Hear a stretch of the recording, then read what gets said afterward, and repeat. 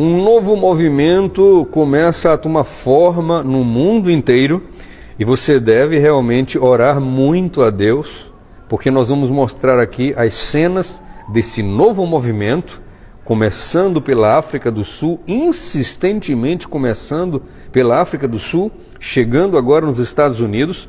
Nós vamos mostrar para vocês, especialmente se você for da minha cor, é hora de você se preocupar um pouco e orar bastante a Deus, porque esse movimento está tomando forma e avançando. Nós vamos mostrar aqui por quê. Primeiramente eu vou mostrar para vocês esse senhor aqui. Ele é um líder comunista chamado Julius Malema. Ele está num estádio de futebol gigantesco, com milhares e dezenas de milhares de simpatizantes, e ele canta um hino. Eu vou colocar aqui para vocês a música que ele canta junto com o estádio lotado. Vamos ouvir? Ele está chamando as pessoas para pegar os brancos e resolver. Vai lá e pega eles,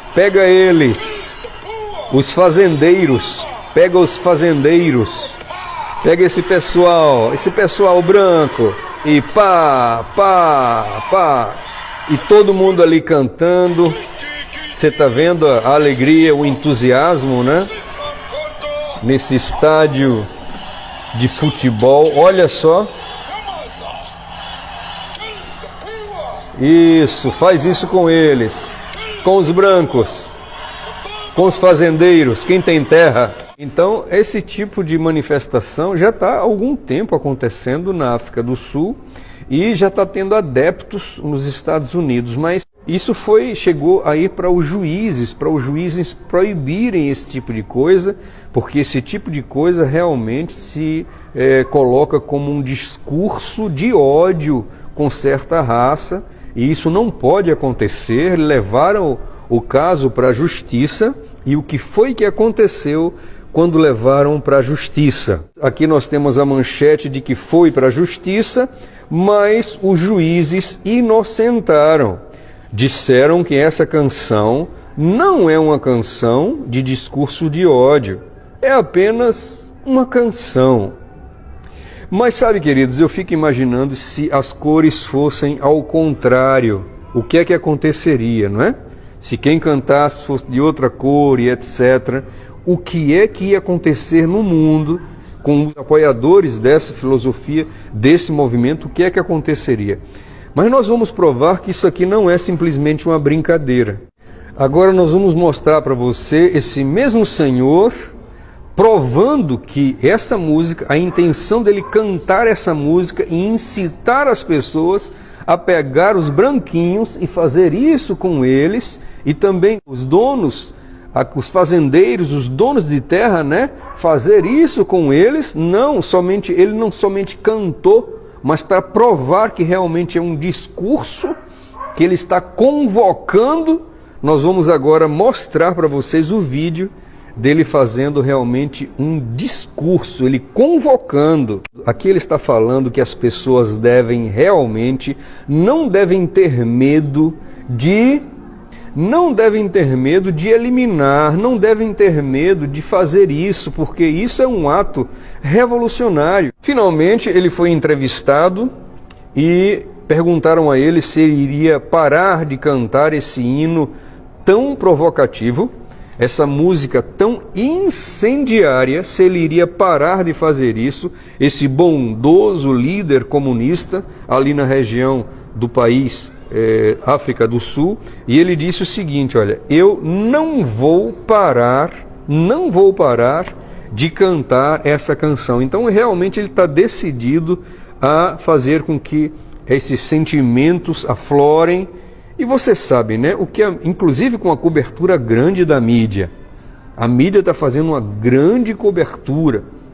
Porque vocês sabem que a intenção é que as pessoas as multidões, as massas, fiquem apreensivas, ansiosas, tenham medo. Não é verdade? Porque através da implantação do medo, todas as coisas da nova ordem são bem mais fáceis de serem colocadas. Então o negócio é trazer as pessoas para o medo. E para provar para vocês que realmente esse movimento se alastra e chegou até Hollywood, chegou até os Estados Unidos, nós temos aqui um atorzinho de cinema, de filmes, de séries, e ele aqui tentando ser engraçado, ele conta uma piada, né, sobre se ele lançasse o próprio filme dele.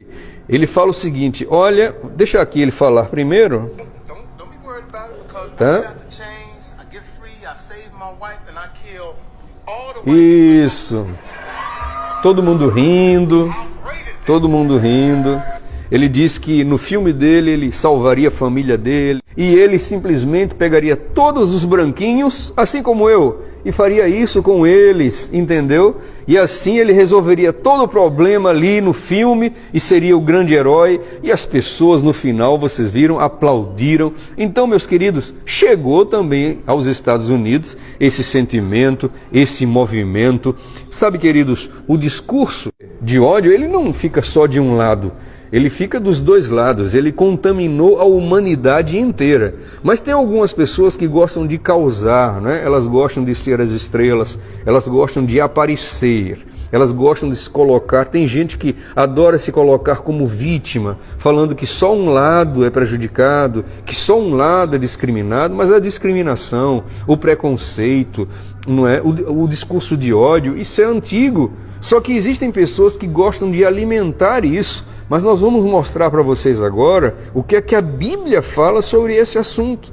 Nós vamos mostrar para vocês o posicionamento de Deus com relação ao discurso de ódio, ao preconceito, à discriminação, à separação de raças. Vamos ver o que Jesus falou sobre isso, o que Deus falou sobre isso, porque esse vídeo não é para separar ninguém, muito pelo contrário. Esse vídeo é para unir as pessoas. E sabe, queridos, talvez porque esse vídeo seja para unir as pessoas, então pode ser que esse vídeo seja mas aí nós contamos com você para que você nos ajude a que esse vídeo seja espalhado, porque não é brincadeira o que muitos que se dispõem a se levantar e falar, não é brincadeira de como essas pessoas são perseguidas com algum tipo de censura, algum tipo de corte, algum tipo de atrapalho, algum tipo de freio. Mas nós contamos com você que esse vídeo chegará em todos os lugares para que nós possamos nos unir contra a discriminação das raças, nos unir contra qualquer tipo de racismo e nos unir contra qualquer tipo de separação de raças, discriminação de raças, de menosprezar algum tipo de raça.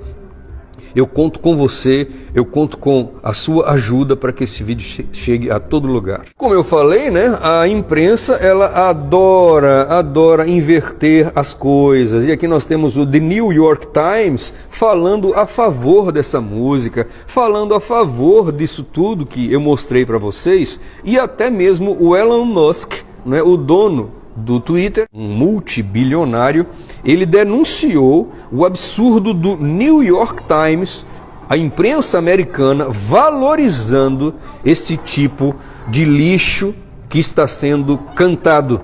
Nós vemos aqui em Romanos 2:11, pois em Deus não há parcialidade. Em Deus não há parcialidade. Atos dos Apóstolos 10, 34 a 35, então Pedro começou a falar, agora percebo verdadeiramente que Deus não trata pessoas com parcialidade, mas de todas as nações aceita todo aquele que o teme e faz o que é justo. Deus aceita as pessoas de todas as nações. Provérbios 22:2, o rico e o pobre têm isso em comum, o Senhor é criador de todos. Então não há separação, não deve haver preconceito, nem mesmo entre ricos e pobres, segundo a palavra de Deus. João 13:34, um novo mandamento eu dou a vocês, amem-se uns aos outros como eu os amei, vocês devem amar-se uns aos outros. E para terminar, o versículo mais direto de todos, anti-apartheid, anti-racismo, não é? divisão das pessoas é Colossenses 3,